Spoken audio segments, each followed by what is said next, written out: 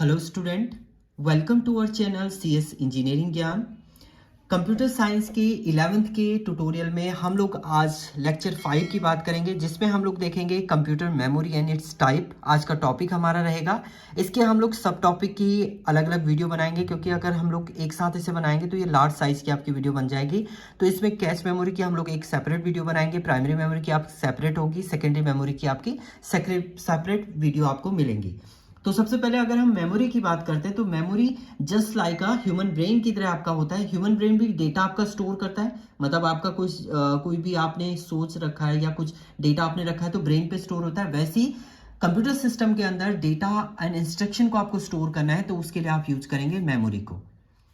Next point की अगर हम लोग बात करते हैं तो computer memory is a storage space in a computer where data to be process and instruction require for processing and store. यानी कंप्यूटर मेमोरी के अंदर एक तो डेटा आपका प्रोसेसिंग के लिए स्टोर रहता है, उसके अलावा दूसरा कोई भी इंस्ट्रक्शन आपको प्रोसेस करना है वो भी आपका किसके अंदर स्टोर होगा, मेमोरी के अंदर स्टोर होगा। Memory is divided into large number of small part called cells. मतलब आपकी कोई मेमोरी है तो ये क्या होती है, बहुत सारे सेल्स में आपका क्या होता है, डिवाइडेड होता है। हर एक सेल के अंदर आप क्या करते हैं, डेटा को स्टोर करते हैं। नेक्स्ट जो पॉइंट है आपका, each cell has a unique address which vary from 0 to memory size -1। तो आपका जो सेल का साइज होता है वो 0 से आपका स्टार्ट होगा। 0 से अगर आपने इसे 10 MB है आपका टोटल साइज, तो लास्ट जो मेमोरी होगी 10 MB -1, यानी साइज -1 तक आपका जाता है, क्योंकि 0 से आप स्टार्ट कर रहे हैं तो एक कम तक आपका वो चलेगा। यही आपका यहाँ पर बताया हुआ है, each cell has a unique address which vary from 0 to memory size -1।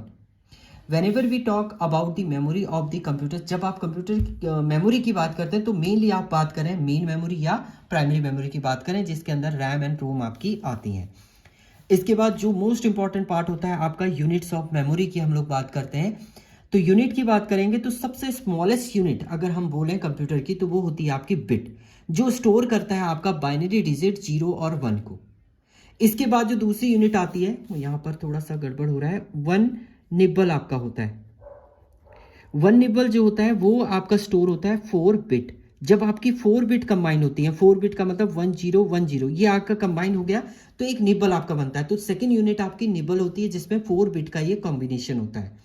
इसके बाद 8 बिट जब आपकी मिलती है तो एक बाइट आपका बनता है। एक बाइट 8 बिट यानी 1011, 4 हो गए, 5 6 7 8, ये आपने कंबाइन किया तो ये आपका एक बाइट आपका क्रिएट हुआ है। इसके बाद आती है आपकी केबी, किलोबाइट, फिर एमबी, मेगाबाइट होता है आपका, गीगाबाइट होता है 1024 MB।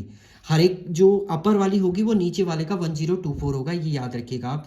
उसके बाद आपका टीबी है, टेराबाइट है, फिर पीबी है, पेटाबाइट है, फिर आपका आता है एक्साबाइट, फिर आता है जेटाबाइट, फिर आता है योटोबाइट, फिर ब्रोंटोबाइट अगर आप बात करें। एंड इसके बाद आती है आपकी जियोबाइट। अगर हम लोग बात करते हैं हाईएस्ट मेमोरी यूनिट की, तो अभी जो हाईएस्ट यूनिट है वो है जियोबाइट, जिसका साइंटिफिक पर्पस के लिए मेनली यूज होता है। लार्जेस्ट स्टोरेज आपका इसके अंदर होता है। आपका एक लार्ज स्टोरेज आपको करना है तो आप जियोबाइट के अंदर उसको स्टोर करेंगे। अब ये पूरा स्ट्रक्चर है आपका कंप्यूटर मेमोरी का। मेमोरी जो होती है वो 3 पार्ट में आपकी डिवाइडेड होती हैं। एक तो कैशे मेमोरी होती है, दूसरी प्राइमरी मेमोरी होती है, तीसरी आपकी सेकेंडरी मेमोरी होती है। ये दोनों मेन पार्ट होते हैं कंप्यूटर के, मतलब यही आपके मेन मेमोरी होती हैं आपकी।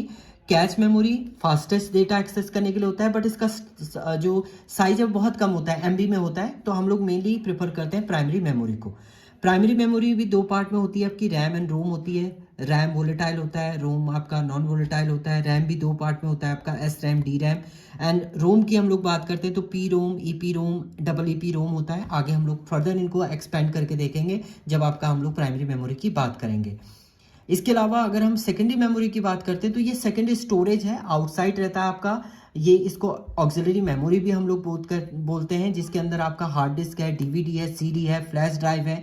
ये सब आपके क्या है, सेकेंडरी स्टोरेज। एक्सटर्नली जब आप सिस्टम पे कुछ डिवाइस लगाते हैं तो वो आपका एज अ सेकेंडरी स्टोरेज होता है। तो उसमें आप पेन ड्राइव लगाइए, सीडी लगाइए, डीवीडी लगाइए, हार्ड डिस्क लगाइए, वो आपकी क्या है, सेकेंडरी स्टोरेज। जो बाहर से आपका इंटरनल पार्ट नहीं कंप्यूटर का, वो बाहर का पार्ट है, वो कहलाता है आपका सेकेंडरी स्टोरेज।